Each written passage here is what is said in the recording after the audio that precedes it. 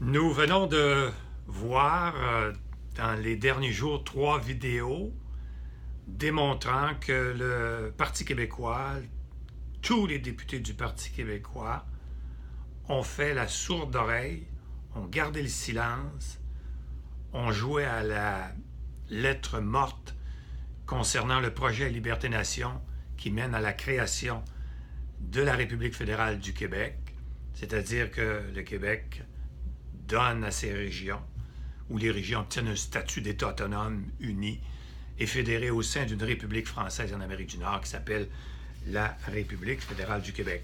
J'ai oublié de... là, on a vu qu'il y a eu plusieurs courriels, ils n'ont jamais répondu. J'ai oublié de vous mentionner aussi qu'il y avait eu des journaux qui ont publié des pleines pages, mais aussi comme le projet Liberté-Nation, quand il a été lancé, projet Liberté-Nation, il y a eu beaucoup de publicités qui ont été faites autour du lancement de ce livre. Il y a même eu une exclusivité qui a été donnée au quotidien Le Peuple à Lévis parce que c'était les régions, donc on voulait le donner aux éditions qui publient Le Peuple. Donc vous avez ici L'indépendance passe par les régions, un livre choc édité à Lévis. Je ne peux pas croire qu'il n'y a personne de Chaudière-Appalaches qui n'a pas vu cette pleine page. Et vous aviez en page 2 ici une photo de l'auteur avec l'éditeur Serge André Gay. Donc c'était les éditions Fleur de Lys. C'est un livre qui a été édité en ligne. Donc vous avez ici les régions invitées à réclamer leur autonomie. Tout ça a paru dans les journaux. Après ça, quand est arrivé le livre, quelques jours avant, on a publié une pleine page, vous vous en souvenez, en 2030, la République fédérale du Québec. C'est ça qui est un projet révolutionnaire. Ça ne s'est jamais vu dans l'histoire du Québec, de partager les pouvoirs avec les régions. On va en parler tantôt, là. C'est contraire à tout ce que le Parti québécois a prôné jusqu'à maintenant. Le Parti québécois prône d'aller chercher les pouvoirs à Ottawa, faire l'indépendance, et les garder au gouvernement central québécois, puis après ça, donner quelques pouvoirs aux régions, selon la bonne volonté du Québec. Donc, ça s'appelle un gouvernement unitaire, mais les Québécois n'en veulent pas. C'est ma conclusion. C'est pour ça que j'ai écrit ce livre, La République fédérale du Québec, que vous pouvez commander dans n'importe laquelle librairie ou vous pouvez le commander en ligne. Donc, vous demandez le livre en 2030, la République fédérale du Québec. Ou encore, vous allez sur Internet, www.republiquefederaleduquebec.com en un seul mot, et vous allez avoir toutes les capsules qui parlent de ce projet. Dans les journaux également, on voyait ici que le pouvoir dans la République fédérale du Québec sera non pas du haut vers le bas, comme c'est le cas actuellement, où c'est l'Assemblée nationale et les fins finaux qui décident jusqu'en bas, mais ce sera des régions vers le haut. Donc, on avait dans le journal aussi cette image qui frappe. Et il y avait aussi certaines statistiques sur le Québec concernant la population, concernant le produit intérieur brut et concernant le territoire.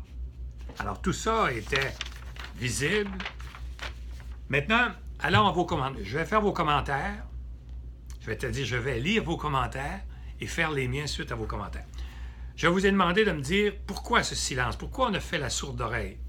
Vous m'avez répondu parce qu'on ne veut pas être identifié à vous, M. Bertrand, Maître Bertrand. Vous êtes reconnu comme l'avocat des causes désespérées et on pourrait croire que l'indépendance est une cause désespérée. Ben oui, mais c'est une cause désespérée. C'est pourquoi on aurait eu besoin de mes services. Je suis l'avocat constitutionnaliste, selon moi, qui a le plus d'expérience dans ce genre de dossiers, des dossiers sociaux communautaires au Québec. Pourquoi on se prive d'un joueur étoile? Pourquoi on s'est privé d'un joueur étoile pendant autant d'années parce que vous allez voir que... Alors, bref, c'est une cause désespérée, mais qui peut être gagnée. C'est vrai que j'ai la réputation d'être l'avocat des causes désespérées, mais on les gagne. On les gagne pas toutes, évidemment, mais à la plupart du temps, on les gagne parce qu'on les travaille pourvu qu'il y ait un sens. Quand les expropriés de Mirabel sont venus me voir, leur cause était désespérée. Ça faisait plusieurs bureaux d'avocats qu'ils avaient vus, puis on l'a gagné. On l'a gagné avec une longue stratégie que je n'ai pas le temps de vous expliquer. Quand les gens de Grondines-Lobinière ne voulaient pas avoir une ligne aérienne au-dessus du fleuve,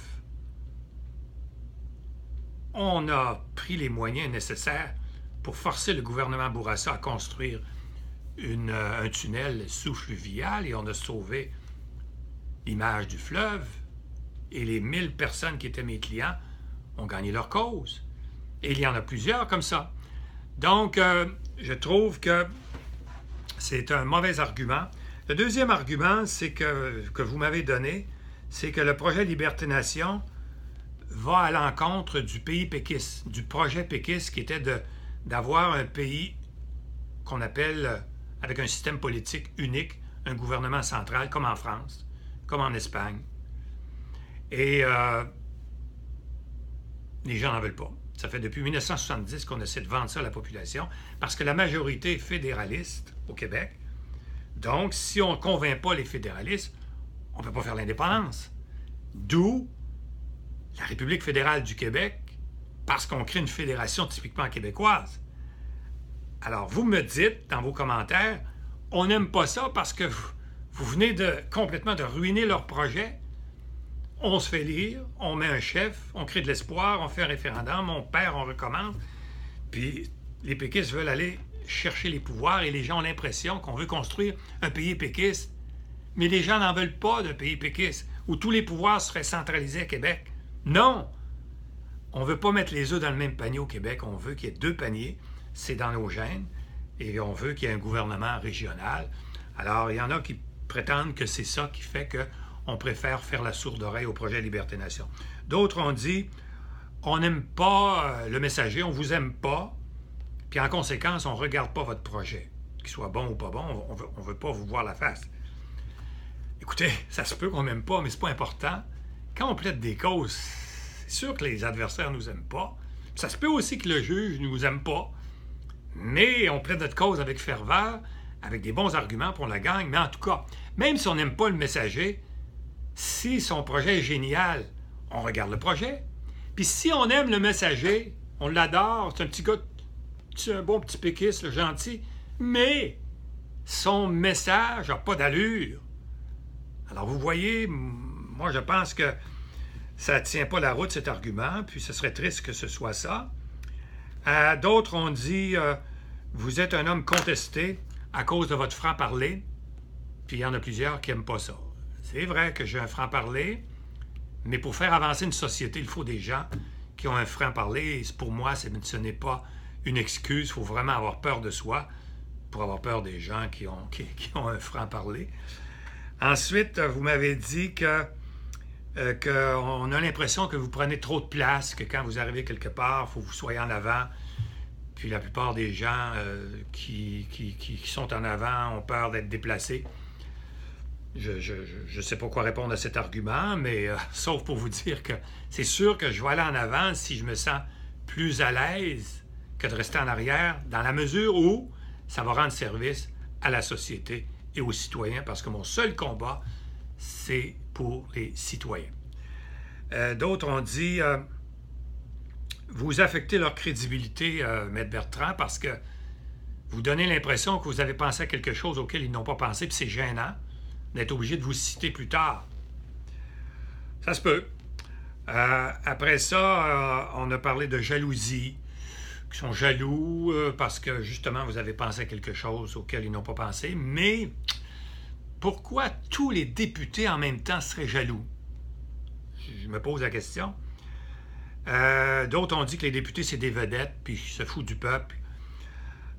D'autres ont parlé de plagiat. C'est qu'ils ne peuvent plus vous copier. Vous m'avez-vous dit dans vos commentaires, étant donné que, effectivement, c'est un concept, ce n'est plus une idée, là, c'est un concept. Ça a été concrétisé dans un documentaire financé personnellement et non pas par l'État. Donc, puis breveté, enregistré. Alors, d'habitude, on vole les idées. Au Québec, on est renommé pour voler des idées. Avez-vous déjà vu un politicien dire « Monsieur un tel dans telle région là, du Parti québécois m'a suggéré, c'est une très bonne idée. » Ben non, il aime prendre l'idée et dire « ça vient d'eux » pour avoir l'air géniaux. Mais, dans ce cas-ci, il sera obligé de citer l'auteur. Et ça, c'est gênant, semble-t-il, pour un politicien, à moins de citer des gens qui sont morts, là, ou qui ont écrit des livres reconnus. Après ça, donc le plagiat, ça se pourrait, ça peut être un bon argument. D'autres ont dit qu'on vous craint à cause de votre courage, de votre ténacité, de votre passion. Vous êtes un homme flamboyant, puis on vous craint à cause de cela. Après ça, d'autres ont dit, vous voulez vous bâtir du capital politique. Mais ça, là, oubliez ça. J'ai 78 ans, 4 enfants, 9 petits-enfants. J'ai un grand cabinet d'avocats et je n'aspire à rien en politique, sauf si la politique veut dire aider mes compatriotes et empêcher que mes compatriotes du Québec souffrent et surtout vouloir qu'ils aient une situation meilleure avec l'indépendance du Québec. Dans ce sens-là. Alors voilà, nous allons vous revoir dans d'autres vidéos qui vont suivre concernant justement mes commentaires suite à vos commentaires sur le silence intriguant des députés du Parti québécois, des indépendantistes, du Parti québécois, mystère et boule de gomme. À bientôt.